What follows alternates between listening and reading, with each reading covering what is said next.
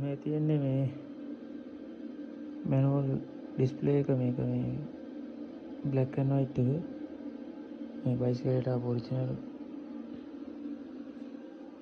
මීටර එක මේක මේ වෝටෝල් කන්ට්‍රෝල් එකට සපෝට් කරන්නේ නැහැ මේක මේ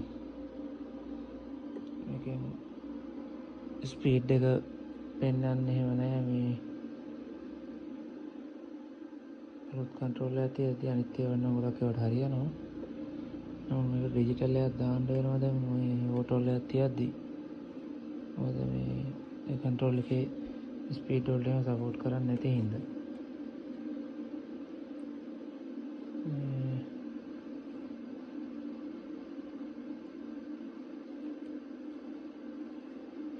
B7 වගේ කන්ට්‍රෝල් වලට නම් මේ ඩිස්ප්ලේ එක සපෝට් කරන එකත් ප්‍රෝග්‍රෑම් කරන්න පුළුවන් එකන්නේ ඔටෝමැටිකලි ඒකේ ස්පීඩ් එක ගන්නවා මේ හදාගෙන මේ වෝටෝල් එකේදී මේක හරියන්නේ නැහැ මේකට මේ වෙනම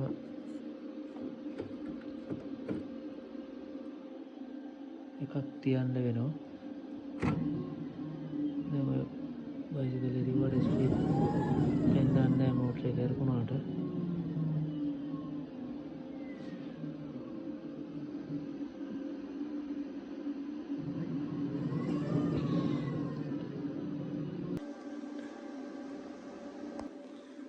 මේ තමයි අලුත් ඩිජිටල් ඩිස්ප්ලේ එක මේකට දාගත්තා.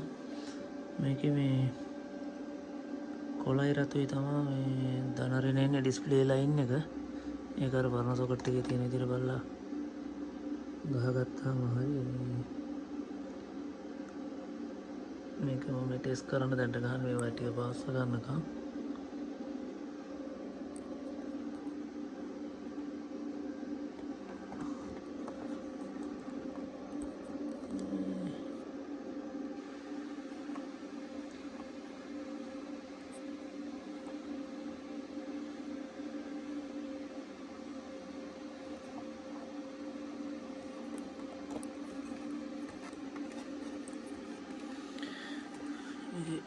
සොකට් දෙක වෙනස් මේක දැන් වයර් දිගම දිග ගහන්න බෑ බලා ගන්න. මේක තිබ්බ සොකට් එකට මේ වයර් ටිකේ විදිහට පාස් කරගත්තාම හරි මේ තියෙන දිනු සොකට් එක මේ මයික් කපලා ගත්තා මේ හදා ගන්න අනිවාර්යයෙන් මේ වයර් පාස් කරනකොට මේවට මේ ඊයන් තියලා පාස් කරන්න නැත්නම් බයිසිකලයක් ඉඳලා එහෙම යනකොට ගෑස් එන්න පුළුවන්. ඊයන් තියලා පාස් කරද්දී අනිවාර්යයෙන් මේ වයර් ඇතුළට මේ වගේ ස්ලීවිං කෑල්ලක් දාලා ගොඩට හීට් කර ගන්න. නැත්නම් ඔක ගැලවෙන්න පුළුවන්. ඒකිනෙකට ෂෝට් වෙනවනේ වයර් ටේප් කරන එක ටේප් ගැලවෙනවා ඒක සාර්ථක නැහැ. ටේප් එකක් ගන්න ඉස්සෙල්ලා මේකට ඊයන් තියලා ස්ලීවිං කෑල්ලක් දාලා වයර් ඇතුළට හීට් ස්ලීවිං එක කඩේ ගන්න තියෙනවා. දාලා මේ වයර් වල සයිස් අනුව මේකෙත් ලොකු ලොකු පොඩි සයිස් තියෙනවා ගන්න. ඒකලා දාලා මේ හදාගත්තාම මේ වයර් බුරුල් වෙලා ඩැමේජ් වෙන්නේ නැහැ. වයර් එක හොඳට මේ විදිහට මේ හදාගන්න. කැලි ඇඹරිලා වයර් එකෙන් පිටට පයින් නැති වෙන්න මේ ආකාරයට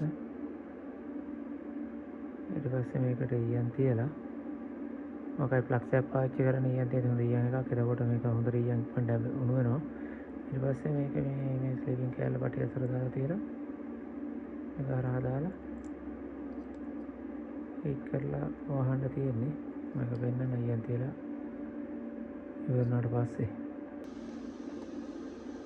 තියෙන ඊයන් තියලා දැන් ඊට පස්සේ මේ ස්ලීවිං කෑල්ල මේක හරහා දාගන්න. ඔය විදිහට වෙහෙන්න. දාලා මේ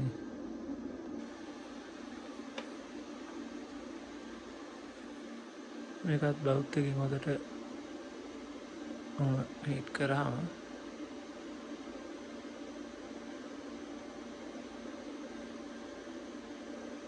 වයර් එක වගේම මේ තදින් අල්ල ගන්නවා. ඊට පස්සේ ගැලවිලා යන්නේ මේ ජොයින්ට් එක ෂෝට් වෙන්නෙත් නැහැ.